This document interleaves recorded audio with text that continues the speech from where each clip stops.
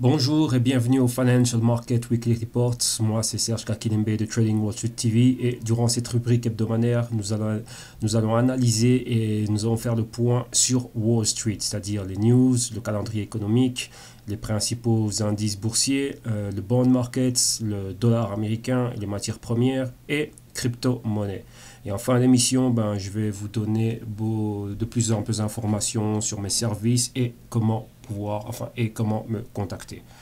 Ok, sans plus attendre, nous allons directement commencer par les news et le calendrier économique. Donc on va regarder un peu qu'est-ce qui s'est passé cette semaine.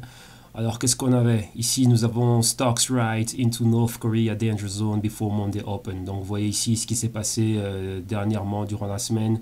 Vous avez ici, vous avez bien vu la politique militaire, les offensives militaires du président Trump, enfin des États-Unis, en Syrie, en Afghanistan, et ainsi de suite. Le Moab, donc the Mother of All Bombs, la réponse de Poutine avec le FOAB, the Father of All Bombs, et tout, et ainsi de suite.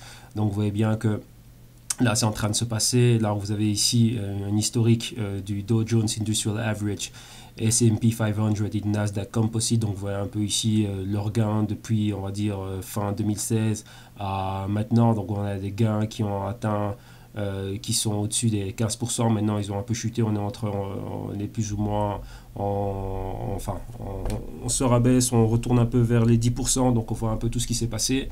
Et donc maintenant, on a un point critique, un tournant critique. Donc on va voir exactement ce qui se passe. Si vraiment il y a beaucoup d'incertitudes, vous allez voir beaucoup d'investisseurs qui vont commencer à quitter la rente variable et pour aller vers des safe haven assets, donc vers des actifs beaucoup plus sûrs, bons, or, yen japonais, ainsi de suite. Donc là, on voit déjà que là, c'est la première news que l'on a. Et il y a pas mal de news qui sont en relation avec ça. Donc je vous invite à pouvoir les lire. Donc ici encore, on a encore des news sur Trump, voilà, les taxes, la politique impôt de Trump. Ici on voit qu'aux États-Unis, donc Tax Day est en train de s'approcher, des news sur Uber. On va continuer un peu plus. Inside Market Watch, on a Netflix Earnings qui vont arriver. Donc on voit ici que Netflix Earnings as the streaming company increases content investments. Here's what to expect. Donc voilà qu'ils vont commencer à augmenter le budget qu'ils ont pour continuer à produire pas mal de shows, enfin ce qu'ils sont en train de faire, les séries qu'ils sont en train de faire. Donc voilà, ça peut être intéressant au niveau des earnings. Donc nous on a ça dans notre watch list. Au niveau interne ici au Trading Wall Street, donc on va exactement, on a déjà pas mal de positions et on verra exactement comment cela va se passer. Ici on a GE, General Electric, earnings aussi qui sont en train d'arriver. On a Apple maintenant qui est déjà en train de tester les driverless cars, donc c'est-à-dire les voitures qui se conduisent de manière automatique, donc autonome, donc déjà comme les fameuses Tesla. Voilà, donc là on a ça aussi, donc il faut regarder aussi ce qui va se passer avec Apple. Disney, une super news, c'est que Disney drops first Star Wars The Last Jedi trailer. Donc là c'est vraiment l'épisode 8. Voilà, Disney est déjà en train de lancer ça. Ça va arriver en fin 2017. Donc, boum, vous voyez ici directement, l'action est en train de monter. Donc, ça, c'est intéressant. Donc, à voir qu'est-ce qui va se passer avec Disney. On va la garder aussi en watchlist, une compagnie que j'adore. J'adore trader cette compagnie. On a eu de bons retours là-dessus. Et voilà. On a Walmart aussi qui est là, et donc après, on a pas mal de choses. Donc ici, vous voyez qu'il y a pas mal de news en relation avec ce qui est en train de se passer, les missiles et ainsi de suite. Et quelque chose de très curieux, c'est que depuis que Trump a lancé les missiles, là, on va aller un peu plus en avant. Donc on voit ici que ce sont dans les biens industriels. On voit ici GE qui est là, et maintenant on voit que le secteur d'aérospatial et défense, on voit les compagnies qui sont impliquées, c'est Lockheed Martin, Raytheon Company et General Dynamics, et il y avait encore une autre qu'on suivait pas mal, Transdigm Group. Voilà, vous voyez que tout cela, ils sont dans le vert, et vous voyez que tout le reste de Wall Street est dans le rouge. Wall Street et S&P 500 à la baisse, et comme par hasard, on voit que dans le secteur de défense et donc armement et ainsi de suite et tout bazar, ces trois compagnies là, surtout Raytheon, parce que Raytheon c'est la compagnie, les 59 missiles qui ont été lancés venaient de cette compagnie là. Donc vous voyez que directement ici, boum, il y a eu un boom. Donc vous voyez vraiment que les news sont un bon catalyseur, et il faut savoir anticiper cela et voir exactement ce qu'il y a. Donc si ça continue, on risquerait de voir tout Wall Street tomber, mais ça c'est en train de continuer, et curieusement on voit que ce qui s'est passé durant la semaine, on va y revenir un peu plus tard et faire un commentaire sur les secteurs. Là, pour le moment, on continue à regarder un peu qu'est-ce qu'il y a. United Airlines, vous avez bien vu la news qu'il y a eu avec le passager asiatique qui a été éjecté de l'avion. Et Warren Buffett est investi massivement dans cette compagnie et il a perdu des millions, lui et d'autres personnes. Donc je crois que Berkshire Hathaway, c'est réellement... ce sont les plus gros investisseurs, disons, enfin, un des plus gros investisseurs dans cette compagnie-là. Et ben voilà, ils ont perdu pas mal, ils ont énormément d'actions de cette compagnie. Donc là, market, bon voilà, le reste ici, on voit tout ce qui est en train de se passer. Bon, là, on en a déjà vu, ça ne nous intéresse pas. Ah, ici, des news sur le pétrole. Ben, on voit ici, l'OPEC faces lose decision on extending oil production curbs. Donc, on voit ici tous les pays exposés qui ont comme commodité le pétrole. Ben voilà, l'OPEC est en train de faire pas mal de choses, donc on va y revenir plus tard lorsqu'on va analyser le graphe du pétrole. Et ici vous voyez quoi, inflows into emerging markets it highest in nearly a year despite geopolitical tension. Donc vous voyez que maintenant dans les marchés émergents, il y a un gros flux de capital qui est en train d'arriver, une grosse injection de capital malgré les tensions géopolitiques. Donc ça c'est directement, quand on pense à ça, on pense directement tensions géopolitiques, marché émergent ça peut être tout ce qui est l'Asie et tout ce qui est le Moyen-Orient, et surtout l'Asie, tensions géopolitiques, ça peut être les régions de la Corée, la Chine, ouais, toutes ces régions-là, quoi, Pacifique, disons beaucoup plus du côté asiatique. Donc voilà exactement tout ce qui est en train de se passer. Après au niveau investing, voilà, ici on a vu pas mal de choses. Là on a déjà tout vu, tout ce qui est en train de se passer. Voilà, on n'a pas grand chose, il y a pas plus de choses. Economic and politics, voilà, on a déjà tout vu. Ici vraiment les gros points.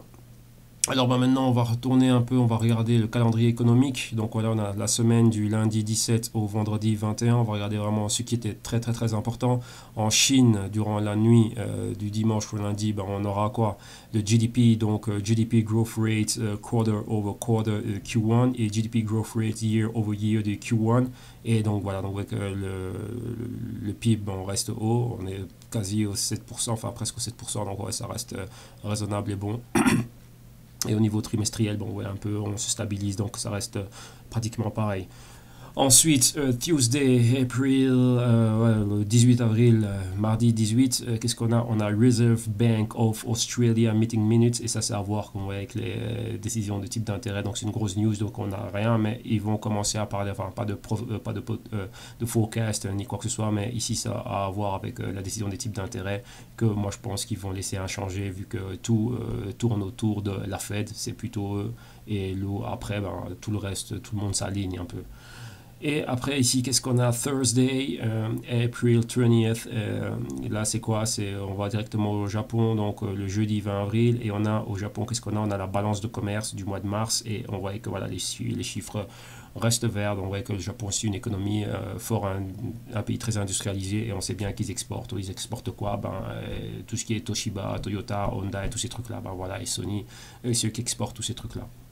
Donc voilà pour les news, les catalyseurs et les calendriers économiques, et on voit plus ou moins vers quoi, sur quoi, qu'est-ce qu'on peut s'attendre, enfin à quoi est-ce qu'on peut s'attendre durant cette prochaine semaine. Et maintenant on va aller directement regarder les principaux indices US, et on commence par le Dow Jones Industrial Average. Comme vous l'avez vu, il y a pas mal de fear, il y a pas mal de choses qui sont en train de se passer. Et maintenant, on va un peu détailler un peu le price action ici. Donc, on voit ce qu'il y a. Donc, vous voyez que depuis ce moment-là, moi, j'attendais une hausse. La hausse au-dessus des 21 000 n'est pas arrivée. Et directement, on a commencé à voir la baisse. Et lorsqu'on a eu la baisse, on a eu déjà ce premier mouvement ici qui a été complété. Et maintenant, on a ce deuxième mouvement. Au passage, on avait un gap qui a été rempli. On a un deuxième gap ici plus bas. Vous voyez l'interaction avec la moyenne mobile, la moyenne de 4 semaines, de 8 semaines. Point de convergence entre la moyenne de 4 et de 8. Boum, on est passé en dessous. Maintenant, on continue à aller beaucoup plus bas, on s'est un peu stabilisé ici. Et là, maintenant, qu'est-ce qu'on a? On a une clôture en dessous de la moyenne de 13 semaines. Et si on a une continuité, on ira directement rechercher les 20 200 points. Et au passage, remplir le gap. Donc là, c'est ce qu'on peut voir. Il y a des très fortes probabilités, si ça continue comme ça. Donc les investisseurs vont sortir leur argent de la rente variable et vont plutôt aller vers la rente fixe. Et donc là, c'est ce qu'on est en train de voir, les indices. Donc le Dow Jones étant le composite, donc une pondération de la crème de la crème des 30 compagnies les plus grosses aux States. Et donc là on voit directement qu'on on est en train de sortir de là, et on pourrait revenir retester ici cette ancienne résistance, ici maintenant support, vous voyez, entre les deux moyennes mobiles, moyenne de 21 semaines et moyenne de 26 semaines aux alentours des 20 000 points. Donc là c'est vraiment le point qu'on pourrait revenir et rebondir ici et retourner à la hausse. Donc là on attend quoi? Là moi je m'attends réellement, comme vous voyez ici, je l'avais déjà analysé, je m'attends réellement à une suite et à une continuité de cette baisse. Donc en dessous des 20 400 points, boum, je serai déjà baissier. Maintenant, on va aller au Nasdaq Composite.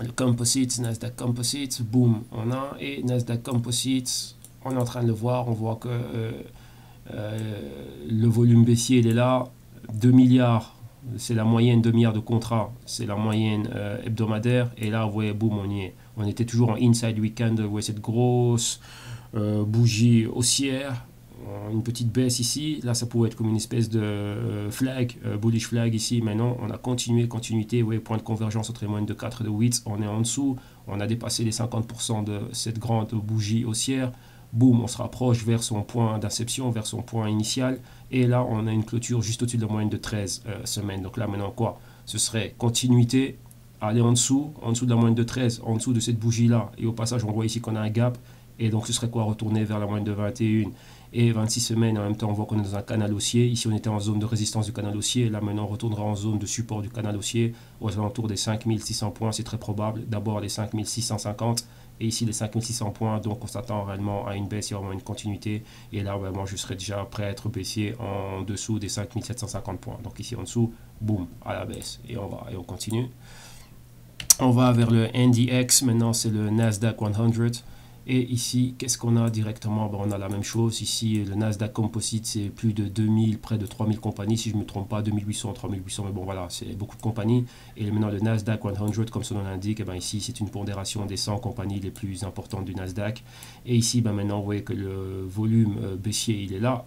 On a exactement le même scénario, donc vous voyez cette grande bougie haussière, boum, ici on a eu un rejection, ici une espèce de shooting star, ici on va dire, maintenant c'est la nouvelle résistance aux 5430 points, et on a eu la baisse, vous voyez ici, on a le point de convergence, prochain point de convergence entre les moyennes de 4 et de 8 semaines, on est déjà en dessous, clôture en dessous de 4 semaines, de 8 semaines au niveau des moyennes mobiles, on est en course pour aller poursuivre, on poursuit la moyenne de 13 semaines, mais on a quoi? On a dépassé le stade des 50% de cette grosse bougie haussière, donc maintenant on irait à la baisse. Vous voyez ici qu'on a un gap ici baissier, là on avait déjà un gap, celui-là, bon, on va dire il a déjà été rempli, mais on a celui-là ici, donc en dessous de 13, donc on se serait quoi? Ce serait, ouais, 13, la moyenne de 13 correspond ici aux 5300 points. Voilà, si on a une clôture et si on se rapproche de ça, ou bien si on peut anticiper aller d'une manière beaucoup plus agressive, ce serait déjà être vendeur ici, et ouais, comme mon analyse était faite ici, c'est retourner vraiment vers le niveau de les moyennes de 21 et 26 semaines, donc vraiment les 5000 points, premièrement les 5200 points et ensuite les 5000 points. Ok, donc ça c'est ce qui est à voir pour cela. Maintenant on va aller voir les small caps, on va regarder le Russell 2000, donc le Russell 2000. Qui on a un small cap, Russell 2000, et le Russell 2000 à qui on voit ici parfaitement qu'on est toujours, oui, la fluctuation, on est vraiment dans les fluctuations de prix de cette bougie ici, et on reste quoi dans un mouvement latéral, on a été nulle part durant tout ce temps, et là, oui, on est en train de jouer dans cette range ici, donc des 1320 points, support à 1395 points ici au niveau de la résistance, et maintenant le truc qu'il y a, c'est quoi? C'est que pendant tout ce temps, on a déjà eu des clôtures en dessous des moyennes de 4, de 8 et de 13 semaines. Maintenant, une convergence ici entre 4 semaines et 21 semaines. Oui, on a déjà 8 semaines qui va en dessous de 13 semaines. Donc ça peut accélérer la baisse, chose qu'on n'avait pas avant. Donc ici, maintenant, il peut réellement avoir une continuité vraiment à ce mouvement baissier. Donc en dessous des 1330 points, boum, ce serait vraiment aller vraiment vers le bas. Et ici, au passage, vous voyez qu'on a un gap. Donc ce serait les 1280 points, les 1300 points. Et ensuite les 1260 points ici réellement, donc on a vraiment tout ce mouvement. Si on clôture réellement en dessous de la moyenne de 26 semaines, boum, directement vers la moyenne de 52 semaines, et au passage ici, comme vous le voyez, on a cette résistance, ce sera le support à tester aux 1250 points. Donc ça, c'est ce qu'on voit pour le Russell 2000. Et maintenant, on va directement s'intéresser maintenant d'une autre partie au S&P 500, et on va regarder ça d'une manière, on va regarder ça à la loupe. D'abord, on va vers le sectors map, donc on va regarder ici la charte, donc la carte des secteurs, et on voit tous les secteurs au niveau en weekly performance. Donc ici, on voit vraiment que tout, ça s'explique ce qu'on a vu dans le Dow Jones, et maintenant plus tard on le verra, le S&P à la baisse. On avait vu que la semaine passée, il n'y avait pas d'émission en France la semaine passée, ça fait 2 semaines que j'en ai pas fait dû à la charge de travail que j'avais ici en Espagne, mais bon là je reviens rapidement dessus. Vous avez ici secteur financier, il y avait les earnings de JP Morgan, Bank of America, Citigroup, PNC et Wells Fargo. Et vous avez vu que Wells Fargo a complètement raté ses earnings et directement, punition directe, moins 7% durant la semaine. Tout le secteur financier, les money center banks, ils ont vraiment été à la baisse, à la baisse, à la baisse. Et maintenant, cette semaine-ci, on aura des investment banking comme Goldman Sachs, Morgan Stanley, on aura des credit services, donc American Express, si je ne me trompe pas, Mastercard, Visa qui va publier. On aura BlackRock dans les asset management qui va publier. On aura pas mal de brokerage firms qui vont aussi publier, les Charles Schwab, E-Trade, Interactive Brokers et tout ça qui vont publier, Blackstone aussi qui va publier, GE qui va publier cette semaine-ci, Netflix qui va publier cette semaine-ci et pas mal d'autres choses. Mais comme vous voyez, ce que j'étais en train de dire tout à l'heure, on a eu les lancements des missiles, tout en rouge, sauf le secteur de défense et, comme par hasard, ceux qui sont dans l'armement, ici Lockheed Martin, Raytheon Company, General Dynamics Corporation et L3 Technologies, Rockwell Collins, Transdigm Group, et ça, ce sont des entreprises sur lesquelles on était investi et qu'on analyse d'une manière très, on les suit de près ici au Trading Wall Street. Et maintenant on avait encore une news au niveau du Obamacare, c'est encore revenu sur la table, donc secteur de santé, donc les grosses compagnies comme Johnson Johnson et directement les healthcare plans ici, ça va directement avoir un impact sur cette industrie ici, et directement UNH, United Health Group Incorporated, donc directement dans le collimateur.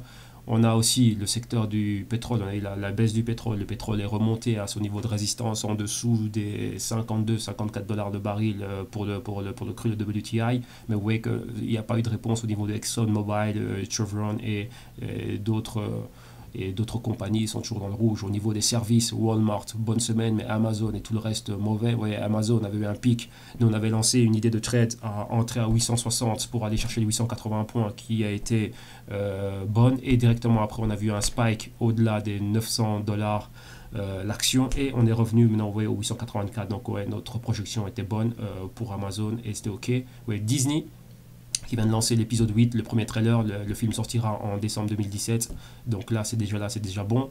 Donc vous voyez que malgré les tensions de guerre et tout ça, donc qu'est-ce qu'on voit? On voit que les personnes aux États-Unis, maintenant les gens vont commencer à essayer de se soigner un maximum, donc là il y aura de l'argent dedans, l'armement est en train de monter. Au niveau des services, on voit que les gens sont en train de commencer à aller dans les Walmart, faire des courses, faire des stocks, ainsi de suite, vu que les États-Unis sont visés et menacés directement par la Corée du Nord et ainsi de suite. Ils continuent à aller bouffer au McDo, directement bouffer au McDo dans les services, dans les biens de consommation. On a quoi? Coca-Cola, Pepsi directement qui sont là. On continue à consommer, McDo. Coca-Cola va avec McDo et qui va avec quoi? Heinz, le ketchup. Voilà, c'est là directement. L'idée elle est là. Et on continue. Verizon Telecommunication, c'est le câble, la télé par câble. On est là, on continue à consommer tout ça. Donc voilà, le truc est là. Et voilà exactement ce qui est en train de se passer. Et maintenant, un petit truc, on allait revenir ici aux earnings, donc pour voir un peu quelles sont les compagnies qu'on va avoir. Donc vraiment tous les gros banquiers qu'on va avoir maintenant ici. Qu'est-ce qu'on voit? On a Netflix le lundi directement. Après, on continue, on a Bank of America qui est là directement, Charles Schwab, le broker qui est là, Goldman Sachs, très important, mardi, qui est là, Harley Davidson, IBM, Interactive Brokers, Johnson Johnson aussi qui est là, donc très important cette semaine, très importante la semaine. Qu'est-ce qu'on a encore? On va continuer, United Financial Bank Corp, United Health, c'est UNH qui sera là, Reinsurance Financial, Yahoo, American Express, comme je l'avais dit, ça c'est très important, une étoile, donc les earnings sont importants, United Health important, le Obamacare à avoir avec ça, et quand on monte Johnson Johnson aussi, c'est très important, c'est à voir avec ça, IBM, Goldman Sachs, très important, investment banking, très important, earnings, donc on a une très grosse semaine aux États-Unis, beaucoup de tensions, donc c'est une semaine à suivre de près. BlackRock Asset Management, c'est très important, on doit être là. Et on va suivre ça de très près. eBay aussi, tu vois, tout ce qui est retailer et tous ces trucs-là au niveau des services, très important. Qu'est-ce qu'on a encore? Morgan Stanley, Investment Banking, comme je l'avais dit, très important, on est là. On a beaucoup de banquiers. Qualcomm aussi, on est là. Qualcomm, c'est tout ce qui est microchip et tous ces trucs-là. Il y avait un truc avec Foxconn, avec Apple et ainsi de suite et tout ça. Donc tout ce qui est au niveau technologique et biens de consommation, appareils électroniques, ça a à voir avec eux, si je ne me trompe pas. Et on continue. TD Ameritrade, des brokers et des asset management aussi, ils sont là. On continue. Qu'est-ce qu'on a? US Bank Corp, encore des banquiers, ils sont là. Union Bankers, ils sont là. Le reste, ça va. Le jeudi 20, qu'est-ce qu'on a? Bank of America, New York Mellon, très important, cela, très, très, très, très important.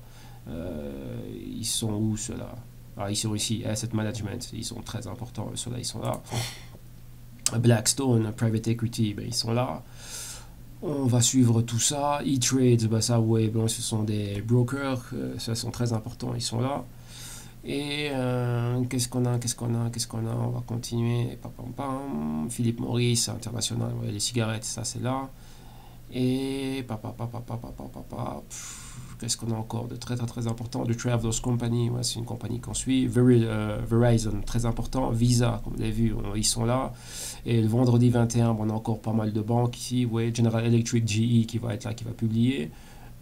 Honeywell International, Morningstar, bon, ça c'est. Ils sont là, ils vont publier. Qui encore? Rockwell, ouais, Schlumberger, ça c'est en France. Pac, Trusco, Bank de New York et Alcoa qui va publier là encore le 24. Et donc voilà, donc on a vraiment fait le tour de tout. Donc là, vous avez vraiment tout ce qui va être là et les publications que vous avez eues. Vous avez vu qu'il y a déjà des publications manquées au niveau du secteur financier, les Money Center Banks, et maintenant c'est les Investment Banking, Asset Management et Credit Services qui vont être là. Et encore d'autres. Et là, maintenant, on va continuer à avoir des ETF, les Extra Traded Funds. Donc ici, on va avoir un peu une interprétation de ce qui était en train de se passer. Donc on a bien vu que la rente variable, donc les indices étaient à la baisse directement. Quelle est la répercussion? Bah, les gens enlèvent leur argent, les investisseurs plutôt enlèvent leur argent comment dirais-je, de la rente variable. Directement ils vont vers quoi? Les safe haven, donc la dette gouvernementale, vous voyez, les fixed income ici directement dès que les rentes fixes, la dette corporative et la dette gouvernementale, dette d'État, donc les notes le T-note, note de trésor à 10 ans et le T-bond, le bon du trésor à 30 ans, boum, directement on remet de l'argent dedans, on remet de l'argent dans les compagnies minières, surtout les gold miners et directement les commodities, vous voyez, le gold, il est là, le GLD c'est le TF du gold, il est en train de remonter, donc les gens remettent de l'argent dans l'or et aussi dans, j'ai vu, bon, on a vu dans l'autre analyse qu'on a faite pour le groupe ici en Espagne, c'est beaucoup d'argent, le yen a été pas mal acheté cette semaine-ci et donc voilà, donc c'est aussi un safe haven, il est là. Donc maintenant on va regarder un peu les secteurs, donc on voit qu'est-ce qu'on voit directement, on cherche des actifs sûrs, donc on voit ici les indices à la baisse, les large cap à la baisse, mid cap, small cap, tout ça à la baisse, les inverse ils doivent être à la hausse comme le VIX, le Volatility Index, si les indices baissent, le VIX monte, et donc voilà, ça c'est automatique. Et maintenant, on va se regarder un peu les secteurs. Vous voyez, le healthcare, il a été pas mal touché, biotechnologie, tout ça se sauve. Energy, mort. Financials, mauvaise semaine. Real estate, donc ce sont des safe haven. Les gens vont plutôt vers des biens immobiliers, donc l'immobilier a une bonne semaine. Technologies, mal. Utilities, mitigé. Consumer, non-cyclical, mitigé. Basic materials dans le rouge. Industrials dans le rouge. Et consumer cyclicals dans le rouge aussi. Donc voilà, ça c'est vraiment l'interprétation qu'on avait à faire sur cette semaine-ci. De la semaine. Et alors maintenant, là, on va retourner au graphe. On va regarder ça maintenant. On va voir le price action ici au niveau graphique. Et c'est plus ou moins la même lecture, la même interprétation de ce qu'on a eu avec le Dow Jones Industrial Average. Donc vous voyez ici une semaine baissière. Premier gap ici, boum, il a été rempli. Boum, on est en train de redescendre. On a vraiment ici cette espèce de flag là. Point de convergence entre les moyennes de 4 et de 8. On est en dessous. Ici, il n'y a pas eu de continuité directement après cette bougie que moi j'étais en train d'espérer. Mais maintenant, bah voilà, qu'est-ce que j'espère? J'espère une continuité comme ceci. Là, directement, on a eu un gap baissier. On est revenu, vous voyez, juste sur la moyenne de 13 semaines. On est remonté où 50% de cette bougie ici, point de convergence avec les moyennes de 4 et de 8. On est reparti, rejet de ces prix-là. Ouais, ici, il y a quand même cette petite résistance qui est là. Les bas sont plus bas, enfin les hauts sont plus bas. Et là maintenant, on repart à la baisse avec une bonne continuité. Vous voyez, les 50% de cette bougie haussière pulvérisée, boum, moyenne de 13 semaines, ouais, 80 à la poursuite de la moyenne de 13. On va plus bas. Si on est plus bas que les 2320 points, on va remplir le gap et au passage aller rejoindre la moyenne mobile de 21 semaines et la moyenne de 26 semaines et au niveau ici de cette résistance qui maintenant serait un support. Donc moi, mes probabilités sont qu'on va baisser jusqu'ici au 2280 et de là boum, on pourrait remonter. Là ici on aura un bon trade gratuit. Pourquoi? Parce qu'on va pouvoir remonter directement vers la résistance et donc là ce serait easy comme on dit. Ok. Donc là, on a vu tout ça. Maintenant, on va regarder un peu le VIX, voir un peu l'interprétation du VIX. Comme on a vu ici, ça, si toutes les rentes variables descendaient, ben, le VIX, lui, il était à la hausse. Et ce qu'on a bien vu, ici, on voit que toutes les moyennes mobiles étaient là. On a une moyenne mobile de 4, de 8 semaines, de 13 semaines, de 21 et de 26 semaines. On voit que 4, maintenant, on est en train de passer au-dessus de tout et qui va vers un point de convergence avec la moyenne mobile de 52 semaines. Le VIX était au-dessus.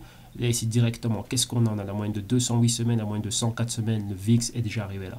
Donc, qu'est-ce qu'on attend maintenant? C'est que le VIX pourrait remonter encore plus haut et il peut y avoir un gap baissier, revenir à la baisse, ce qui peut se passer. Mais comme vous voyez, le VIX, c'est très volatile. Il porte bien son nom de Volatility Index. Il peut nous donner des spikes comme ceci. Donc, on peut avoir un spike brutal et remonter vers les 20. Donc là, ça veut dire quoi? Une chute brutale et forte des indices et donc de toutes les valeurs qui composent ces indices. Donc là, c'est vraiment, comme on dit, watch out, non? Et donc voilà, ça c'est pour le VIX, on a vu ça, donc là on a fini avec les indices, là maintenant on va aller en rente fixe, on va s'intéresser aux tradable assets, donc on va regarder les tradable bonds, donc on va regarder le TY, TY, donc voilà c'est ça, c'est le 10 years note, et donc là ici, donc là on voit que si le tradable CFD du T-Note à 10 ans est en train de monter, ben, ça veut dire que quoi? Que la courbe de rendement était à la baisse. Tout simplement, ça va à l'inverse. Donc la courbe de rendement est baissière dans ce cas-ci. Et ici, on voit bien qu'on a décollé de ce double bottom ici. Boom, boom, 2 fois support. Et là maintenant, boum, on a les moyennes mobiles ici, 4, 8, on a 21, 26, 13 dans le même coin. Et au-dessus, au niveau des résistances, on a 208 semaines, 52 semaines, enfin 104 semaines et 52 semaines. Donc là maintenant, ce serait quoi? Ben, on voit la continuité de ce mouvement ici. Au-dessus de cette résistance, ben, boum, ce sera aller rejoindre cela. Et là, on peut le voir. Pourquoi? Si les indices continuent à descendre, s'il y a beaucoup de fear, les gens vont commencer, les investisseurs plutôt, vont continuer à mettre de l'argent. Donc il y aura une injection de capital dans les bons et ça va monter. Ok, donc là déjà on a ça. Maintenant on va aller au T-bonds, on va regarder le bon à 30 ans. Il est où celui-là? Il est là, et voilà. Donc le T-bond, exactement la même chose. Vous voyez ici le double bottom, donc le double support. Boum, les moyennes de 4, 8, 13. Ici on a 21, 26, là on a passé au-dessus et on était dans ce range ici, là vous voyez, résistance, support, résistance, support, résistance, support, résistance, et là on a une clôture au-dessus et on est au-dessus des moyennes mobiles la moyenne mobile de 26 semaines. Donc là maintenant c'est quoi? On a chemin libre pour aller vers les 160 et 160. Qu'est-ce qu'on a dans cette région là? Bon, on a la moyenne de 104 semaines d'abord et celle de 52 semaines. Donc là maintenant on est fortement haussier, et si on reste comme ça, bah, qu'est-ce que ça veut dire? Bah, ça veut dire tout simplement que la rente variable va continuer à baisser. Vous voyez, on avait cette directrice de tendance ici, sur la trace, là, bien là, et vous voyez qu'on a vraiment un break, on a une clôture consistante, une clôture de confirmation au-dessus, une bougie entière verte, donc là ça veut dire qu'on va à la hausse. Donc on a déjà le technique qui correspond, le price action qui va dans notre direction, et là maintenant, bah, voilà, là ce serait quoi le catalyseur pour ça? Bah, si on voit la baisse qui continue à s'opérer dans les indices, ben ici ça va monter naturellement. Ils vont enlever l'argent d'un côté pour le mettre dans un autre. Ouais, c'est une balance, la balance doit s'équilibrer. Et là, ben, l'équilibre, il serait ici et dans les safe haven assets, non? Ok, ça on a ça. Alors là maintenant, on va aller vers mon favori, le DXY, qui m'a pas rapporté beaucoup dernièrement, l'indice du dollar américain, parce qu'il veut pas bouger. Il n'y a pas vraiment eu les mouvements qu'on espérait. Bon, d'une partie ici, maintenant on attend la phase 2 des mouvements. Oui, on avait ce mouvement baissier ici, une fois qu'on a atteint les 103, avec un spike, un pic au 104 qui a été rejeté. Et là, oui, on était dans un A, B, C, D baissier. On a eu cette phase-là qui était bien. On a pu aller, vous voyez que si on mettait un Fibo, donc un Fibonacci, on a eu ici un retracement ici, on a pu remonter et maintenant continuer à baisser. Donc on a le A, B, C pour aller chercher le D. Et vous voyez qu'en cours de route, on était bloqué. Mais ici, qu'est-ce que ça nous a fait? Ça nous a fait un double bottom ici, donc un double support, support 1, support numéro 2. Ici, c'était plutôt un point pivot, mais non. Il s'est stabilisé comme support. Bon, on a eu deux fois, on est remonté, mais ici, vous voyez la résistance, on est dans un range support, résistance, support. Et la résistance là, a résisté. Et quand on regarde bien, on a quoi? On a, si on trace notre ligne de tendance, on a des hauts plus bas à chaque fois et des bas plus bas.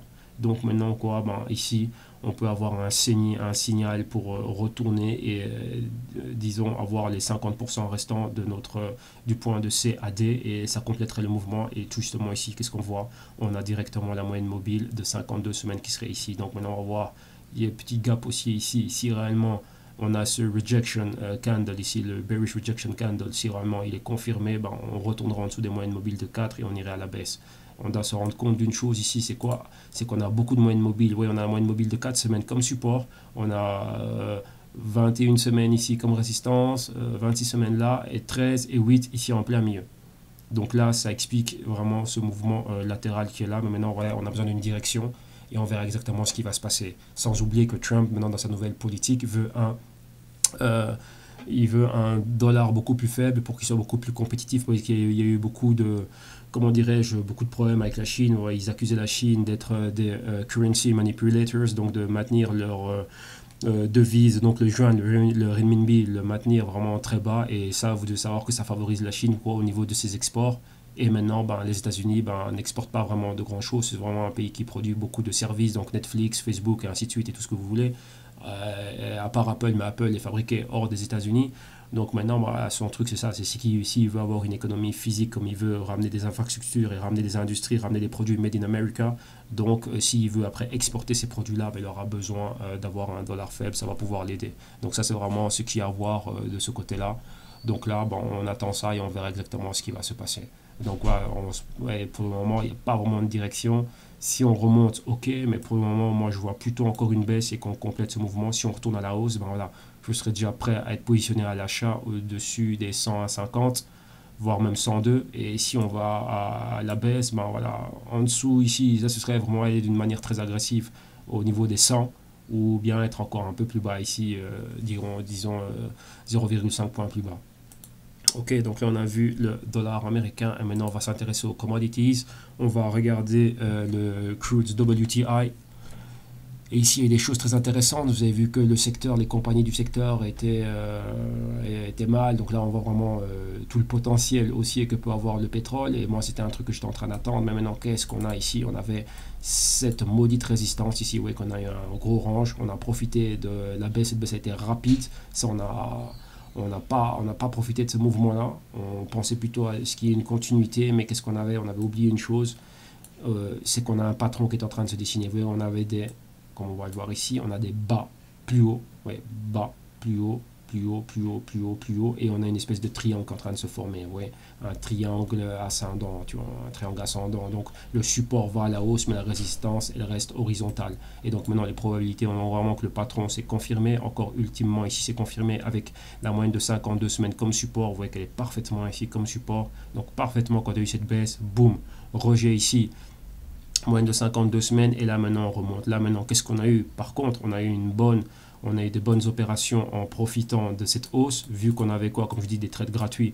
On a la résistance ici, quand on a des signaux de hausse ici, clôture au-dessus de la moyenne de 4 semaines, bah, directement on est au 50% de cette moyenne de cette grande bougie baissière. On reste en inside week candle, mais quoi, on va vers le dessus. Donc on a 3 dollars à gagner ici, de 50 à 53, 54, et ben, c'est ce qu'on a eu.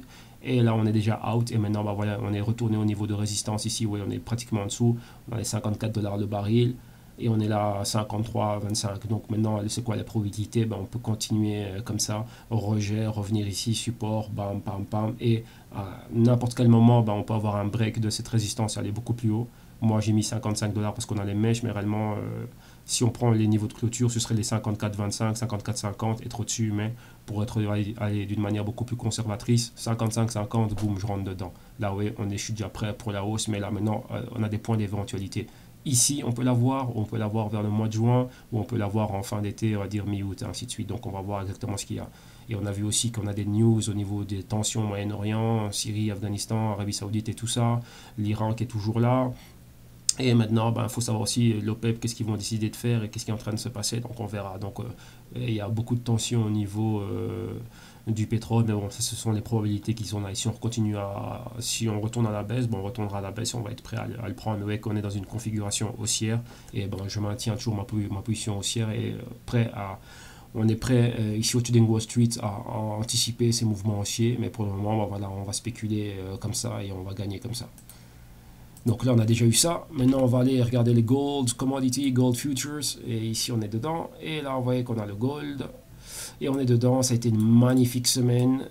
Magnifique semaine ici avec les CFDs. Et maintenant, l'or coûte plus cher. Donc, ceux qui veulent m'acheter de l'or, ils vont devoir payer un peu plus cher maintenant parce que ça va augmenter. Le prix de l'once a augmenté. Et les premiums aussi, vont avec. Et donc voilà, donc là vous voyez qu'on était dans ce magnifique mouvement aussi, le premier A, B, C, D, et on est dans le deuxième A, B, C, et on va chercher le D ici à 1300, comme j'avais donné. Du point C au point D, vous voyez que nous dans tout ça, on a été gagnant dans tout ça. J'avais donné l'or blanc, là c'était en espagnol, mais bon. Ici, je crois qu'en français aussi, il y avait déjà ces projections-là, voilà, qu'on soit au-dessus des 1260, qui était ici une résistance importante. Une fois qu'on passerait les 1260, on irait chercher les 1300. Et là, vous voyez qu'on est exactement à 12 $. On a eu un pic exactement à 1290 et 1290 pour nos amis français. On était là. Et là, on est juste à 10 $. On est juste à 10 $. Donc là, on a vraiment été parfait. Vous voyez ici qu'on a ici, là, cette zone de point pivot, là, boum. Et là, on serait vraiment dessus. Mais vraiment, ma projection à moi, c'était les 1315, 1320 $ l'once 3. Le Troy ounce. Et voilà, donc on est là. Et après, ce serait vraiment, une fois qu'on passe ces niveaux-là, on passe les 1340, 1350, chemin libre vers les 1380, 1400. Et si on est réellement au-dessus de tout ça, je vous laisse regarder vous-même jusqu'où l'or peut aller. L'or peut monter même jusqu'à 2000, ici 1800 $ l'once. Donc ouais, pour le moment, je répète, on avait déjà notre trade, donc le trade est déjà passé. On était déjà dedans. Maintenant, je ne conseille pas de rentrer dedans. Si vraiment vous rentrez dedans, ça va vraiment être à la poursuite de l'argent. Et là, le mouvement était déjà passé. Le but réellement de tout ça, de tout ce qu'on est en train de faire, des analyses qu'on fait, c'est de pouvoir anticiper les mouvements. On doit anticiper le mouvement, rentrer avant. Ouais, avant que le mouvement se passe. C'est ça la clé. Et une fois qu'on est hors du mouvement, on est hors du mouvement. Encore, on voit ici encore notre magnifique V. Ouais, quand on vient d'une résistance et qu'on va vers et qu'on établit un support, indirectement, on a ce trade gratuit. Ici, ouais, on a eu ce inside with candle, mais quand même de rejection. On peut dire ça de reversal. Directement ici. Pourquoi? Parce qu'on est allé au-delà des 50% de cette bougie baissière. Et directement à partir de là, on a cherché directement la hausse. Donc c'était les 1235, 1240, même 1245, remonté jusqu'à 1260. Et des 1260, on a continué pour aller vers les 1300. Et là, on est déjà bien. Donc là, qu'est-ce qu'il y a à faire après? C'est prendre des bénéfices, donc racheter. Pas racheter, revendre quelques onces et directement monter le stop. Et après, easy ride jusqu'au 1300. Et donc après on verra. Donc maintenant là je pense que l'opération est déjà faite, est déjà bien lancée. On va laisser arriver à la target qui sont les 1300 $. Et après on verra ce qui va se passer. Maintenant rapidement on va regarder silver, l'argent. On va regarder l'argent.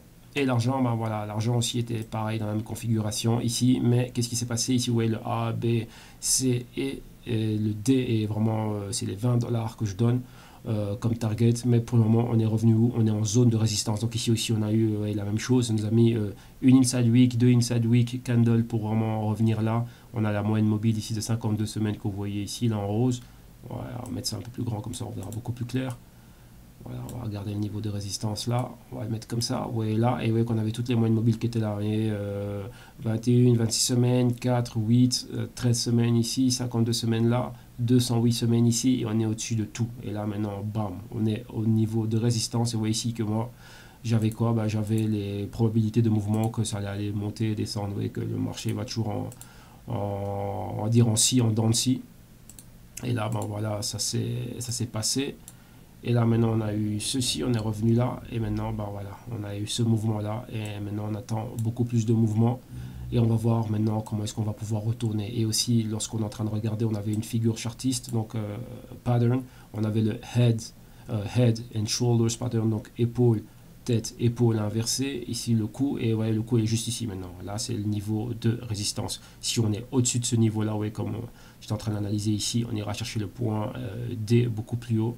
Et mais premièrement, on a quelques stops. Ici, directement le point D, c'est plus ou moins les 20 les 20 $, pardon. Les 20 $, le Troy ounce pour le silver. Et après, de 20, on irait à 21 et ainsi de suite. Donc, voilà exactement les probabilités qu'il y a eu. Pour le moment, on a été bien. Et ça s'est bien passé pour le moment là-dedans. Mais voilà, comme j'explique, Il y avait une vidéo que j'avais faite sur YouTube, la philosophie trading, quand on est avec les CFDs, réellement les CFDs, Contract for Difference, ils ont a purpose. Purpose c'est quoi? Donc c'est-à-dire qu'ils sont vraiment là pour une raison concrète. C'est un actif qu'il faut savoir comment, il faut savoir comment utiliser cet actif. C'est un actif qui sert à la couverture. Donc qu'est-ce que ça veut dire? C'est-à-dire que comme vous le savez, je suis dans les investissements en or et argent physique. Donc lorsqu'on a de l'or et de l'argent physique, donc lorsqu'un client vit, même lorsque moi j'en ai, j'utilise les CFDs pour directement avoir un hedge. Donc ça veut dire que lorsqu'il y a des fluctuations de prix avec mon physique, bah, directement je rentre avec ici on va dire le digital, le papier, et le papier bah, je peux récupérer. Donc un exemple que j'ai donné, imaginez-vous j'ai 5000 euros de patrimoine, de capital, bah, qu'est-ce que je vais faire? Je vais prendre 2500, je les mets, un exemple, 2500 je le mets, j'achète de l'or physique, et 2500 je le mets dans un compte pour opérer les CFDs. Ben maintenant mon physique ou bien un immeuble ou quoi que ce soit d'autre, j'ai des barils de pétrole ou quoi que ce soit d'autre, j'ai ça, ou bien j'ai des actions d'Apple physiques ou des actions de Société Générale en France, de Novartis en Suisse ou quoi que ce soit, je vais dans les CFDs pour réellement rechercher un hedge. Et donc là dans ce cas-ci je prends l'or, vu que je suis dedans, je sais de quoi je parle à ce niveau-là. Donc je prends mon or, j'achète mes onces d'or, mes pièces d'or ou quoi que ce soit. Donc pour 2500, j'aurai quoi? J'aurai 2 onces, bon, sans commencer à compter les premiums, mais bon, plus ou moins c'est ça, vous avez vu le prix. Donc j'aurai ça pour 2500. Boum, je suis là, j'ai mes 2 onces d'or, et là qu'est-ce que je suis en train de chercher? Ben, venir ici dans les CFDs et commencer à pouvoir récupérer de l'argent. Ce qui veut dire, c'est que si maintenant de mon investissement qui avait une valeur de 2500 en or a baissé, donc mon or est passé de 2500 en exemple à 2000, donc mon or ne vaut plus que 2000, il ne vaut plus 2500. D'un autre côté, j'ai 2500 dans mon compte. Qu'est-ce que je dois faire? J'essaie de récupérer les 500 que j'ai perdus et les regagner ici. Déjà, premièrement, récupérer les premiums et si j'ai acheté de l'argent, les impôts que je paye sur l'argent. Sur l'or, il n'y a pas d'impôt sur l'or d'investissement, mais ce serait récupéré. Donc j'avais 2005 en physique, 2005 on va dire en papier. Ici en CFDs en papier, mais mon 2005, j'essaie de le pousser au maximum, aller vers 3000. Et avoir une diversification. C'est-à-dire que non seulement, je ne vais pas seulement mettre des opérations sur l'or, sur l'argent, mais sinon j'irai aller avec ce qu'on a vu. On a vu pas mal d'actifs, donc c'est-à-dire des indices, des bons, des ci, des ça, et essayer de monter de 2500 aller vers le haut. Comme ça, lorsque mon physique perd en valeur, lorsqu'il y a des fluctuations comme c'est le cas ici, il y a des fluctuations. Donc imaginez-vous ici, j'avais acheté, ça valait pour un total de 2500, là ça a chuté, ça ne vaut plus que 2000, et maintenant bah, qu'est-ce qui se passe? Et ben, moi, là c'est on va dire au niveau physique, ben, au niveau CFDs papier, je peux récupérer ça. Qu'est-ce qui veut dire que mon CFDs de 2005 passe à 3000, et 3000 et 2000 avec mon physique, j'ai toujours mes 5000. Et si je peux faire encore mieux, utiliser le point positif qu'on a avec les CFDs, mais c'est un double-edged sword, donc c'est-à-dire une épée à double tranchant. C'est quoi? Ben, c'est que les CFDs, il faut savoir comment utiliser l'effet de levier. Donc ce qu'on appelle le levier, il faut savoir comment utiliser ça. Ça, c'est le gros problème de beaucoup de personnes. Beaucoup de personnes prêtent trop le levier, mais tout dans une seule opération, surtout quand on fait du day trading et tous ces trucs-là, et on finit, ils se brûlent.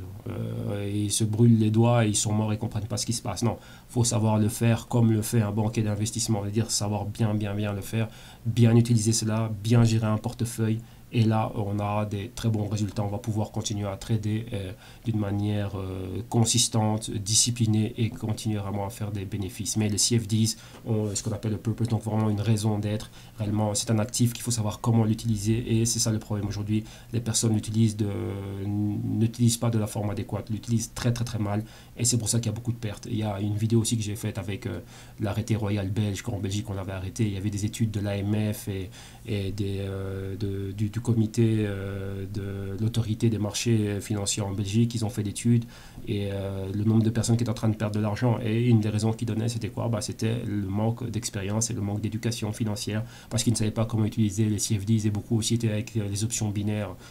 Ça c'est du trash, donc ça c'est un truc auquel il ne faut pas toucher. Et donc voilà, donc ça c'est des produits, vous devez savoir réellement comment utiliser ces produits là, donc là c'est très important. Donc si vous voulez en apprendre plus, bah, vous me contactez, et on mettra les choses en place. Là maintenant on va assez parlé, on va terminer avec le Bitcoin. Et le Bitcoin ici, comme vous le voyez, désolé, le graphic investing est en train de faire tout et n'importe quoi. Le Bitcoin aussi, on a beaucoup profité des trades qu'on avait. Bon, on était dans la configuration haussière, bon ça on peut déjà bouger, ça s'est déjà passé. Ouais, qu'on est dans un canal haussier ici, on a le A, le B, le C, le D, le A, et oui, ça c'est le support du canal. Bon, attendez, on va mettre une autre couleur parce que là on ne le voit pas très bien. On va essayer de mettre une couleur qu'on puisse voir tranquillement. Ouais, là comme ça va. Voilà, on va mettre ça un peu plus grand.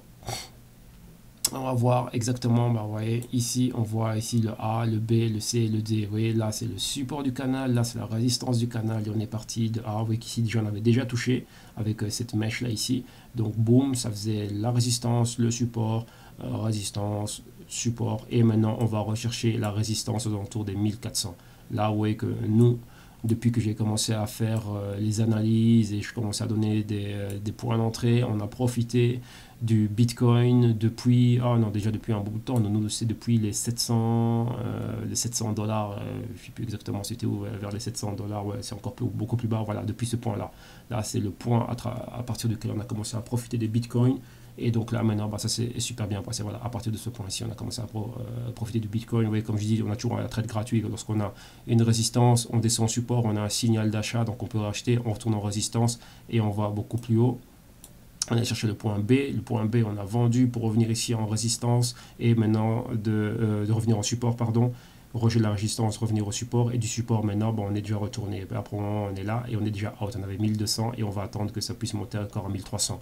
On a ici, comme je dis bien, on a des wallets, donc de WireX ou de blockchain.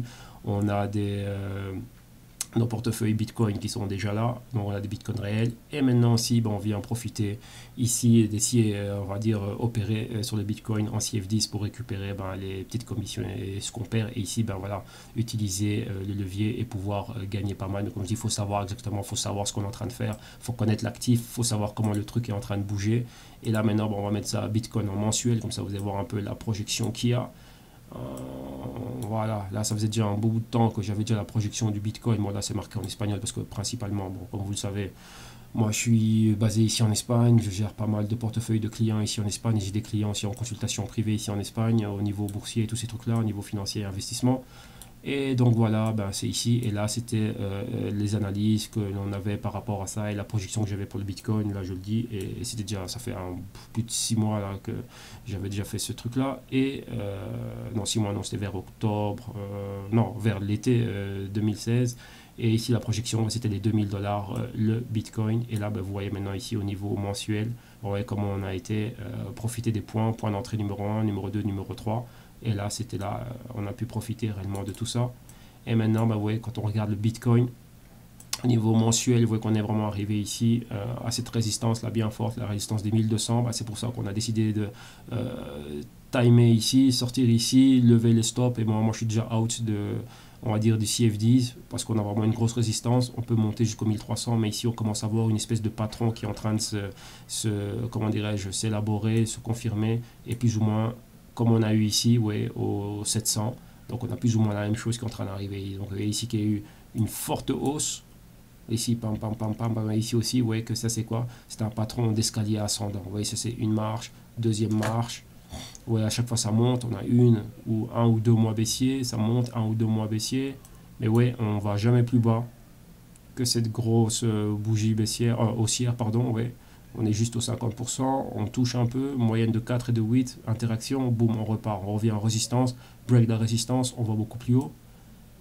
Ici, on a eu un petit timing, beaucoup de volatilité ici, et puis après directement, boum, vous voyez, un mois haussier, là on reste là, ouais, les 50%, on a eu beaucoup de volatilité, et puis là maintenant, vous voyez, on revient, on est là au même moment. Donc ça, ce serait plutôt un bullish flag, donc un drapeau haussier, et donc ici si on a une continuité on repartirait. Donc là maintenant si on a un autre signal d'entrée, bon, on pourrait re-rentrer à 1200 dollars et réellement remonter vers les 1300 dollars. Mais on va, ouais, pas à pas, on avance pas à pas et on avance avec des gains petit à petit. Ouais. Pourquoi? Parce que c'est bon pour la psychologie de l'opérateur, du négociant, d'être là en train d'arriver, d'avoir beaucoup de gains petit à petit, mais de manière consistante et être discipliné. Ça c'est important pour le psychologique parce que opérer le marché financier, ça va avec beaucoup de psychologie. Et là maintenant, bah, voilà, on va faire un dernier petit tour d'horizon sur quoi là on a fini ici avec les graphes. On va faire un petit dernier tour d'horizon rapide sur les quelques devises pour terminer avec ça. On va dire que ça c'est le petit cadeau de la semaine. On va regarder un peu les devises rapidement pour ceux qui aiment bien le forex. Donc avec le dollar américain ici, on n'a pas de direction, on est en train d'attendre, on est ici avec le double bottom, on a la résistance ici des 104, donc on espérerait pouvoir revenir là-dessus. On a cette résistance ici qui nous donne maintenant un support là, donc on voit qu'on est vraiment dessus. Si on reste vraiment bien solide ici, ben, on pourrait remonter à la hausse, ce serait une bonne chose. Par contre, vous voyez que l'euro va dans l'autre sens. proche de son support. Ouais, le yen, quand il se passe des choses comme on l'a vu, on a lisé tout à l'heure, tout le monde va vers les safe haven, des actifs refuges. Ben, le yen est un de ces actifs refuges. Vous voyez que là, le yen a eu un bon spike, une bonne semaine haussière. Et vous voyez que les autres, ben, franc suisse, pas trop. Ça, c'était en relation avec la baisse du dollar. L'euro légèrement monté, il est revenu à son point. Le franc suisse semaine haussière, il est revenu à son point. Le dollar canadien, pareil. Le pound est monté et on attend plus du pound. Là, c'est encore avec les thèmes Brexit et ainsi de suite et tout le bazar. Et le dollar australien, on est en inside week candle ici, on était bien haussier, on est resté en range latérale, donc ce serait plutôt comme une espèce de bullish flag. Mais vous voyez qu'on est dans cette grosse résistance là, une fois, deux fois, trois fois, multiples tops ici. Et là, ce serait très dur de pouvoir passer par au-dessus. Et le dollar de néo-zélandais, pareil, là, il retourne plutôt vers ça, vers son support, et donc il n'y a pas trop de mouvement, et on va voir exactement ce qui peut se passer ici. On pourrait aller beaucoup plus bas, comme ici aussi on peut aller beaucoup plus bas, donc on verra ce qui va se passer. Donc ça, c'était vraiment pour les devises. On a fait le tour des devises ici principales, et là maintenant je reviens un peu pour donner un peu plus d'infos par rapport à ce qui se passe. Là ici vous avez la page, c'est www.jctwim.com, donc jctwim.com, jctwim.com, Joint Capital Trade Wealth Investment Management, et ici vous avez tout. Donc ceux qui veulent monter, ouvrir leur compte de broker et tout ça, on va savoir que moi je suis introducer broker, je suis agent broker pour la compagnie anglaise 8Safe UK Ltd qui opère sous le nom de Iron FX. On a les bureaux ici à Madrid, et directement ici on ouvre les comptes des clients, et les clients sont directement ici, on va voir, directement redirigés à la page de Iron FX Global, là à Londres, régulé par comme vous voyez ici, la FCA, ici 8Safe UK Limited, autorisé et régulé par la FCA. Au Royaume-Uni, et donc voilà, donc ici on ouvre les comptes, ainsi de suite et tout ça. Donc moi je suis l'agent qui est avec vous, et je travaille directement avec l'account manager, donc on est là, et donc on va vous aider à ouvrir votre compte. Ça c'est numéro un des business que je fais. Le numéro 2, pour ceux qui veulent, je suis collectionneur de pièces d'or et d'argent, et je vends aussi des pièces d'or et d'argent, donc je suis propriétaire et fondateur du bancoreplata.com. Et à travers cette plateforme, c'est là aussi que je peux vendre, on va dire, tout ce qui est mes produits et services de consultation pour l'or et ainsi de suite. Et pour tous ceux qui veulent avoir les portefeuilles gérés et ainsi de suite, ça c'est vraiment pour le Copper Consulting. Donc ça c'est vraiment le Trading Wall Street, le cours qui était à 1600 €. Maintenant il y a 50% dessus, donc il vaut 800 €. Donc là c'était la promotion de printemps, donc du 21 mars au 21 juin. On a cette promotion ici à 800 € le cours. Et ici, vous voyez qu'on a encore d'autres services, mais ce sont des services dans lesquels le cours est compris. Il y a la gestion de portefeuille et ainsi de suite, et le service de suivi pour tout ce qui est or, argent, coffre-fort et pas mal de choses, et avoir une partie du capital aussi qui est gérée. Ça, vous voyez, ce sont des services qui sont beaucoup plus coûteux, mais là c'est vraiment pour des clients qui viennent avec un autre type de capital et tout ça. Donc ça c'est des choses comment dirais-je qu'on discute à part. Et d'un autre côté, vous avez accès à tout ce que j'ai ici. Donc ce sont toutes des pièces d'or, des pièces d'argent. Comme vous pouvez le voir, il y a une bonne collection et ainsi de suite et tout ça. Et ça, c'est vraiment éventuellement pour les clients qui voudraient, par exemple, vous être un étranger et vous voulez avoir, comment dirais-je, votre or stocké ici en Espagne, parce que ici il y a les coffres-forts et tout ça. Donc là, vous me contactez, on met le coffre-fort, on achète les pièces, ainsi de suite et tout ça. Le coffre-fort, il est passé, on a des preuves, des safekeeping receipts, donc les SKR. Le client peut venir ici et peut réellement voir son or physique. Je le sors du coffre-fort, il va pouvoir réellement voir que la chose elle est là, ou bien pour ceux qui sont en Espagne, ils viennent, ils achètent, ils repartent avec, ou comme vous voulez, venez vous le chercher ici. Voilà, tout est là. Donc là, voilà, moi je bosse ici. Ça c'est mon business à moi, c'est le bankoreplata.com. Vous l'avez ici à travers de Trading Wall Street TV. Donc c'est bankoreplata.com, bankoreplata.com. Donc c'est la banque d'or et d'argent, tout simplement, où on vend des monnaies et des lingots. Il y a aussi quelques lingots, mais c'est plutôt des lingots en dessous de 50 grammes. Pourquoi? Parce que comme vous l'avez vu, je suis aussi agent et gestionnaire de compte à Euporos SA en Suisse, qui est basé à Sion. Et là aussi, là maintenant, là c'est vraiment pour les clients beaucoup plus gros qui voudraient, beaucoup plus grands clients qui veulent vraiment beaucoup de lingots, qui ont un plus grand capital, mais bon, pas spécialement. C'est-à-dire que si vous avez 500 €, 500 francs suisses, 1000 €, on peut toujours faire quelque chose pour vous. Mais ici, c'est vraiment pour ceux qui veulent vraiment acheter des gros achats et qui le veulent garder en Suisse avec avec une assurance, allocation nominative, tous les certificats et tout le tralala. Et là, ça va à partir des lingots, comme vous voyez, de 50 grammes à 1 kg. Et pareil pour l'argent, ça va de 50 grammes à 1 kg. Et il y a les services de coffre-fort, l'allocation nominative, le conditionnement et l'assurance, tout ça qui est compris. Bon, là, voilà, il faut passer par moi. Je vais vous expliquer exactement comment ça se passe. On va vous monter un compte et ainsi de suite. Et tout ça, vous expliquer toute la procédure. Donc là, vous avez vu un peu tous les business qu'il y a, plus aussi le business de consultation de finances personnelles, savoir apprendre à pouvoir opérer sur les marchés financiers, gérer soi-même son propre portefeuille et tout ça.